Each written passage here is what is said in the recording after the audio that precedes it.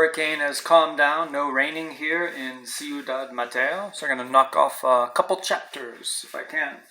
So we're going to start on page 73.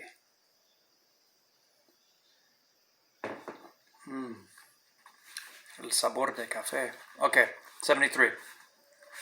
Lieutenant Braxton greeted Trent at the rear door of police headquarters. As the detective introduced himself, Trent took in the wiry intensity of the man. Tall and thin, all sharp angles, cheekbones and chin, shoulder blades sharp, in the sweat-stained white shirt. "Glad you're here," Braxton said, voice brisk. His handshake was also brisk and brief. "No time to waste," he said. Sarah Downs filled in the cracks. Not a question but a statement that required no answer. Sarah had quietly drifted away after a curt nod to both men.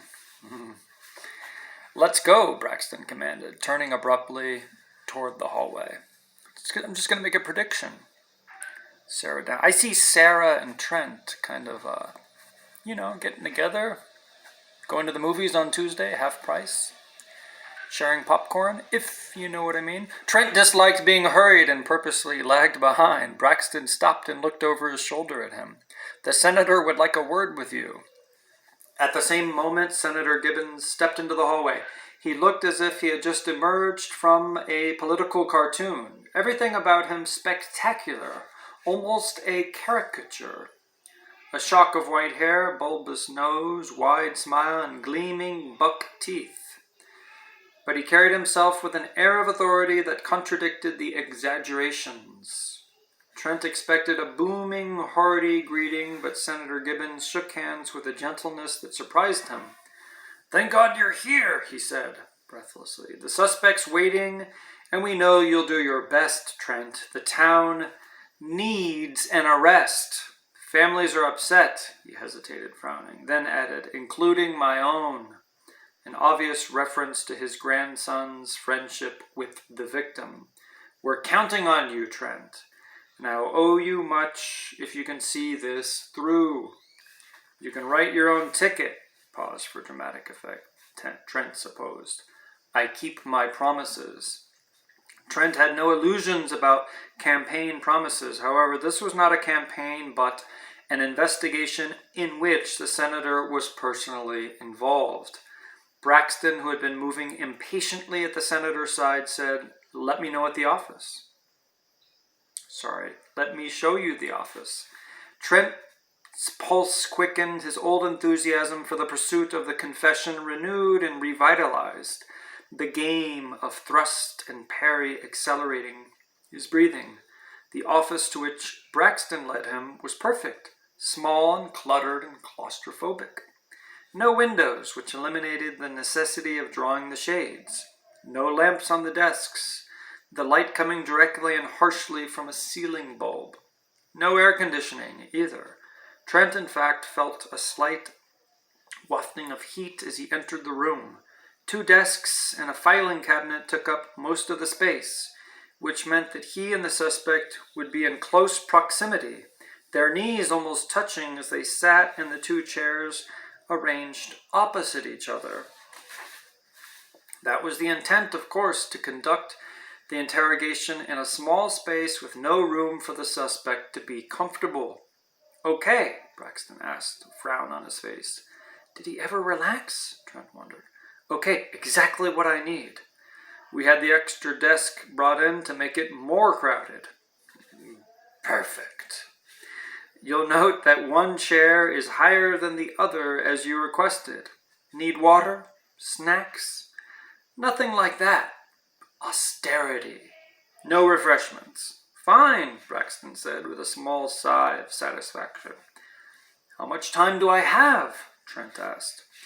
"The mother was a bit doubtful, but not really suspicious," Braxton said, leaning back against the door jamb, seemingly relaxed for the first time. "Her husband's away until tomorrow. I'd say you've got 3 hours minimum. She may become curious after that and will either call or visit. The other young people? It's hard to fake long interrogations. We may have to let them go after an hour or so. Hard to predict. The quicker you can work, the better. It all depends, of course, Trent said. Glancing around the room one more time, Trent sighed.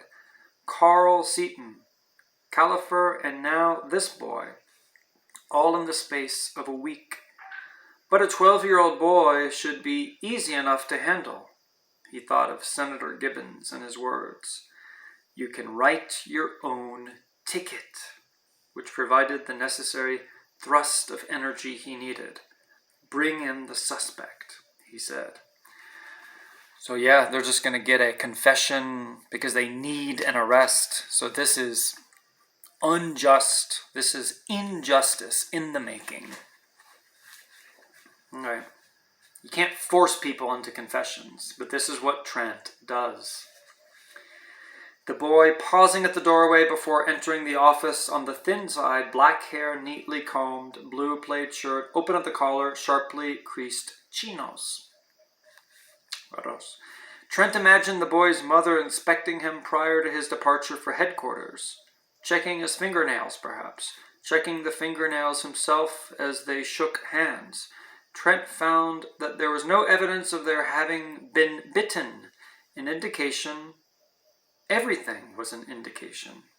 Trent ushered him into the office. The boy's step was halting, blue eyes blinking in the harsh light. He appeared intimidated, which was to be expected. A glint of curiosity in his eyes, but no suspicion. Trent was expert at detecting suspicion.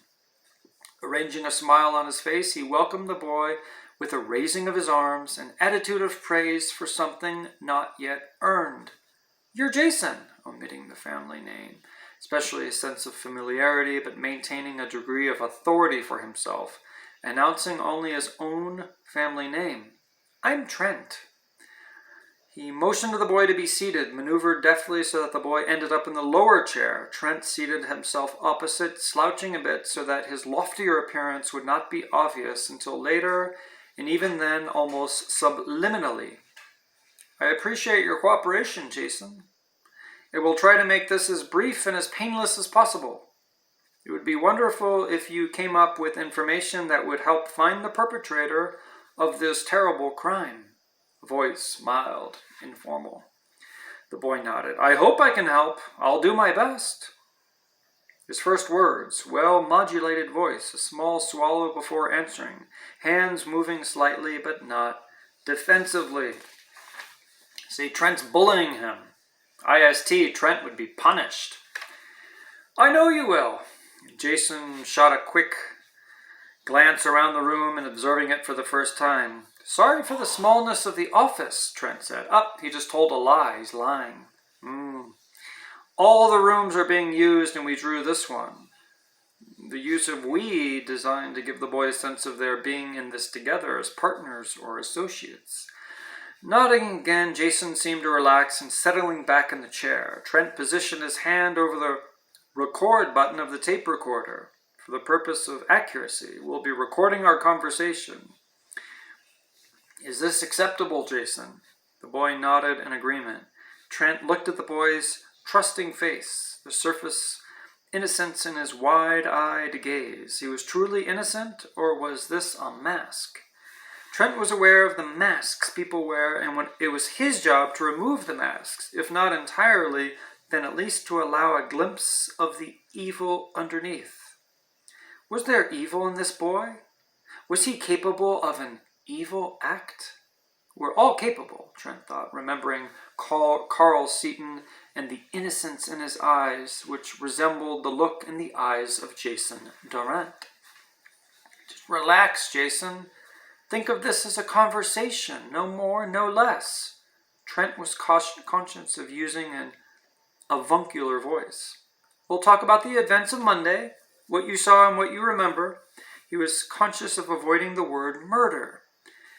Would use soft words throughout the interrogation.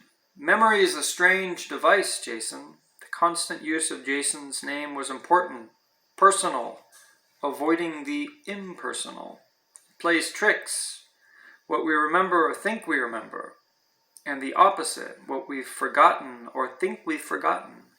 We'll find out about it all together, establishing them as a team.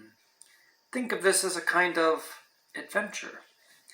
I hope I can help out, the boy said. Don't worry about it, just relax. We're alone here, only the two of us.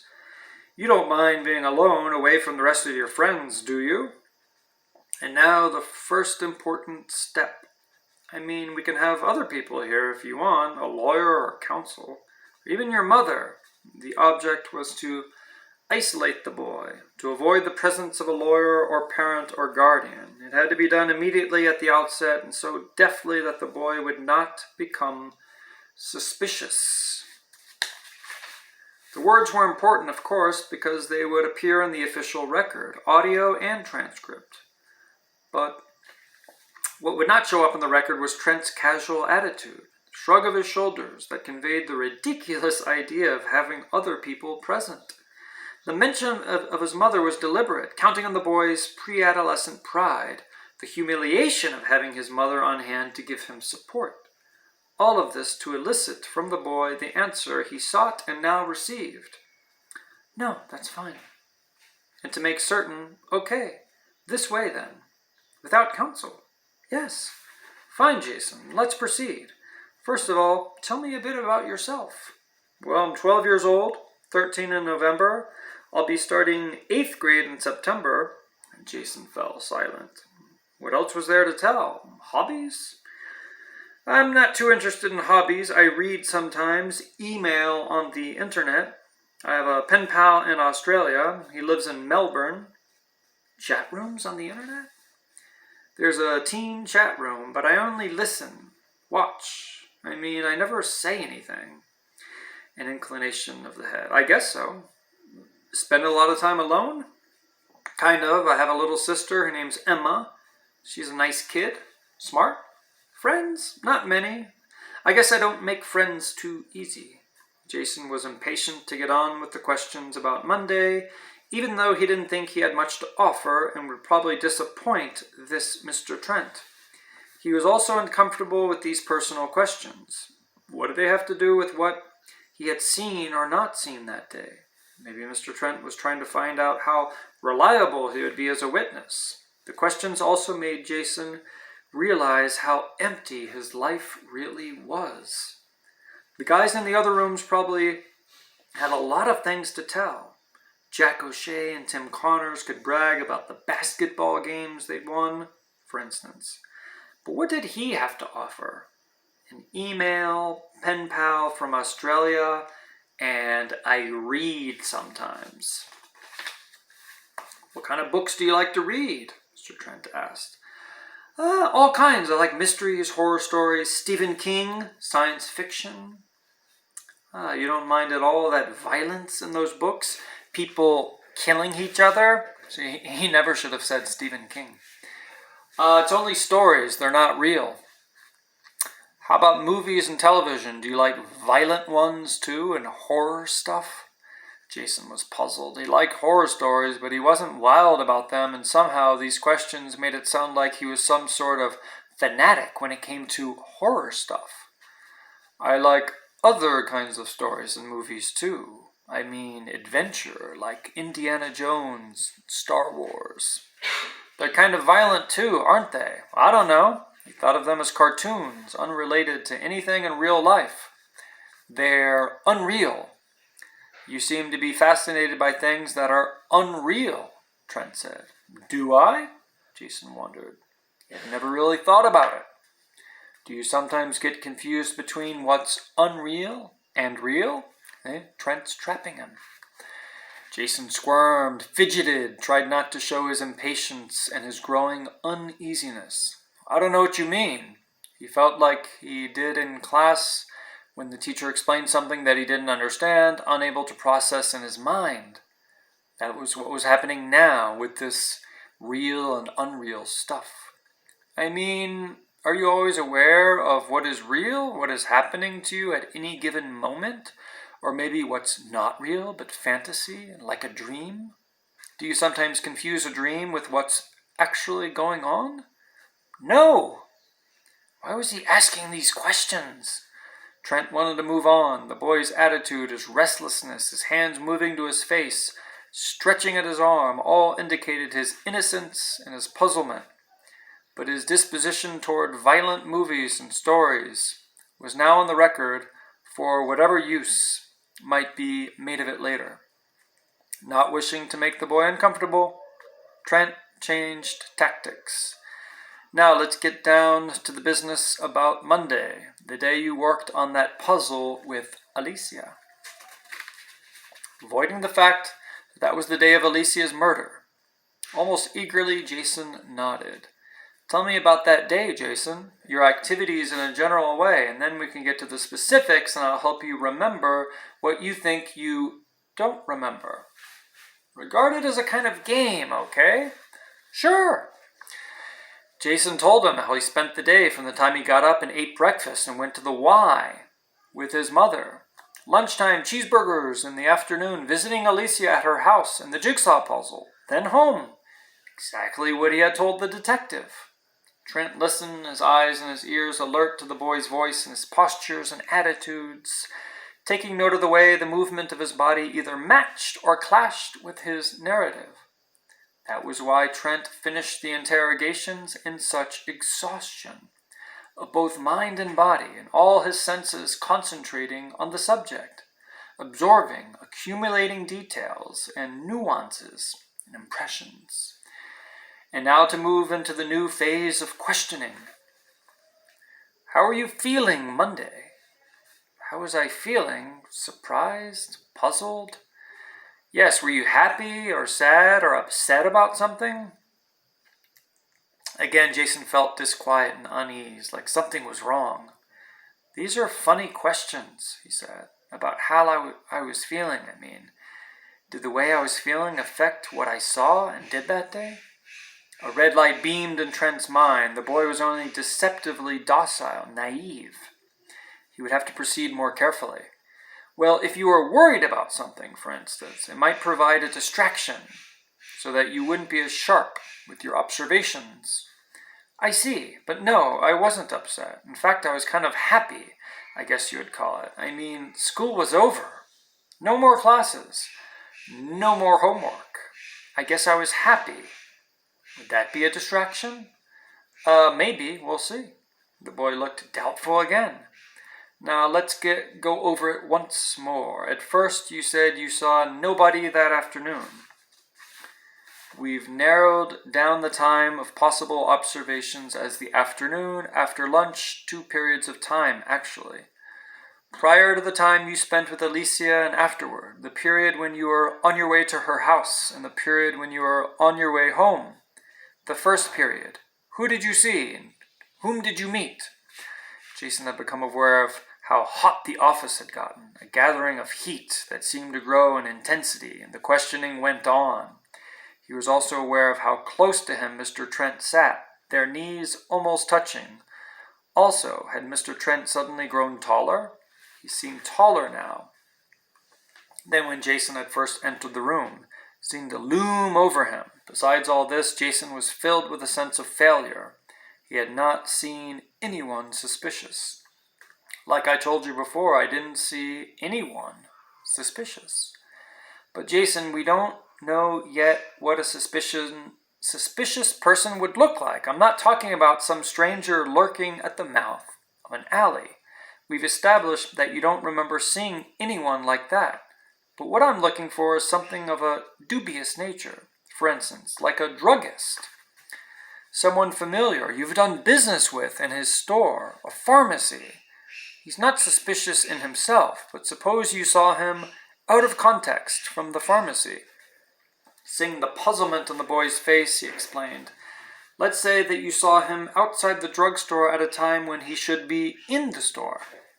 Say you saw him suddenly hurrying through the park. Then a man who is not himself suspicious would suddenly become a questionable figure because of where he was at the moment or what he was doing at that particular moment. That's what I'm searching for. So tell me whom you saw that afternoon on the way to Alicia's house. Jason felt more confident now. He would tell Mr. Trent exactly what he saw and let him decide whether there was anything suspicious about it. Well, I saw a mailman. I don't know his name. but I've seen him a lot. He doesn't deliver the mail on our street, but to stores and business places on Main Street. He was delivering mail as usual. Where did you see him?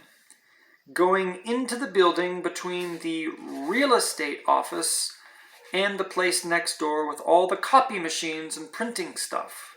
He was carrying a bunch of letters and envelopes. Not out of context, then. Testing to be sure that the boy had perceived the meaning of context. Right. Just where you would expect him to be, doing what you'd expect him to be doing. Excellent, Trent said, and Jason smiled with satisfaction. For once he had provided the right answer, even though he knew it had led nowhere and certainly hadn't helped the investigation. Who else? Trent asked, disguising his impatience with these particular queries. Well, a couple of kids from school. Were they alone or together? I mean, did you see them individually or separately? Well, two of them were pushing their bikes. One of the bikes had a flat tire. They were kids from school, but I don't know their names. Younger than you or the same age? Younger. Like in the 4th or 5th grade, maybe. And suddenly Jason drew his breath sharply as an idea occurred to him, stunning in its audacity. At the same moment, he saw Mr. Trent's eyes narrow, as if he had somehow seen the idea forming in Jason's mind. What Jason had been thinking, what had taken his breath away, was this. He could make up someone suspicious. He could pretend he had spotted a stranger in town after all. Maybe a strange kid he had never seen before.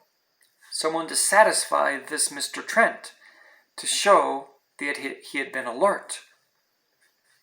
Yet at the same time, Jason knew that he had never been a good liar. He blushed easily, a pulse beating dangerously in his temples whenever he tried to fake someone out.